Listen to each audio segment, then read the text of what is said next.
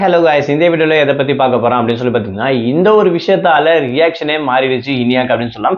SPB சரண் sir திடீர்னு எதுக்கு சீட்ல இருந்து ஏஞ்சி வெளியே போனாரு அப்படின்றதுக்கான பின்னணி என்னன்றதாங்க இந்த வீடியோல பார்க்க போறோம். நம்ம சேனலை ஃபர்ஸ்ட் டைம் பார்க்குற பர்சனா நீங்க இருந்தீங்கன்னா மறக்காம நம்ம சேனலை சப்ஸ்கிரைப் பண்ணிக்கோங்க.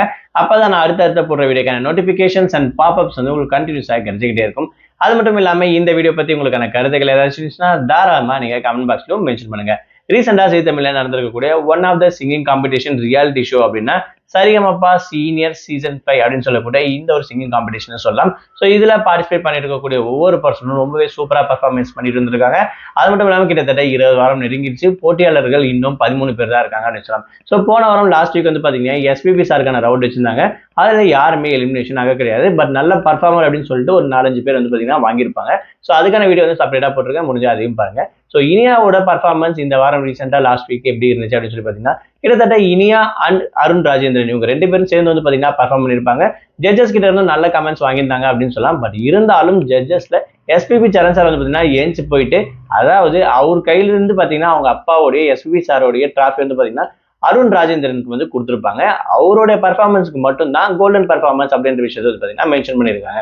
இதனால இனியாவோட ஃபேஸ் வந்து பாத்தீங்கன்னா கொஞ்சம் டல்லா மாறிடுச்சு அப்படின்னு சொல்லலாம். அதை அவங்க பார்க்கும்போது அப்படி நமக்கு தெரிஞ்சிருக்கும். ஸோ இவங்களோட ஃபேஸ் சேஞ்ச் ஆயிடுச்சு அப்படின்னு சொல்லிட்டு. பட் இருந்தாலும் இனியாவுக்கு கமெண்ட்ஸ் வந்து பாத்தீங்கன்னா நல்லா தான் கொடுத்துருக்காங்க. ரொம்ப வேல்யூ டவுன் கிடையாது, மிஸ்டேக்ஸும் நிறைய சொல்ல கிடையாது.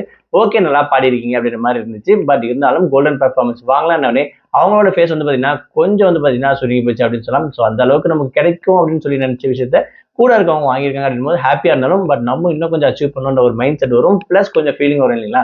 அந்த ஒரு ரியாக்ஷன் வந்து பாத்தீங்கன்னா இனியாவோட ஃபேஸ்ல கிளியராகவே தெரிஞ்சு அப்படின்னு சொல்லலாம். கண்டிப்பா இந்த ஒரு மூமெண்ட் வந்து பாத்தீங்கன்னா அவங்க கண்டிப்பா அடுத்த ஸ்டேஜ், அதாவது அடுத்த பர்ஃபார்மன்ஸ் பண்ணும்போது கண்டிப்பா அவங்களுக்கு வந்து பர்ஃபார்மன்ஸ் இன்னும் கொஞ்சம் இம்ப்ரூவ் பண்ணி வைப்பாங்கன்ற விஷயத்த கிளியரா தெரியுது. ஏன்னா ஸ்டார்டிங்ல அவங்க பண்ண பர்ஃபார்மன்ஸுக்கும் இப்போ பண்ணிட்டு இருக்கக்கூடிய விஷயத்துக்கு வந்து பாத்தீங்கன்னா ஹார்ட் ஒர்க்ல கண்டிப்பா அவங்களோட பர்ஃபார்மன்ஸ் நல்லா கொஞ்சம் டெவலப் ஆயிருக்கு அப்படின்னு சொல்லலாம் சிங்கிங் என்ற விஷயத்துல. ஸோ கண்டிப்பா அடுத்த பர்ஃபார்மன்ஸ்ல இவங்க இன்னும் சூப்பரா பண்றதுக்கு அதிகமான வாய்ப்புகள் இருக்குன்ற விஷயத்தை கண்டிப்பா நம்ம எதிர்பார்க்கலாம். ஸோ இவங்களுடைய பர்ஃபார்மன்ஸ், அருண் ராஜேந்திரன் பர்ஃபார்மன்ஸ் பத்தி நீங்க என்ன நினைக்கிறீங்க?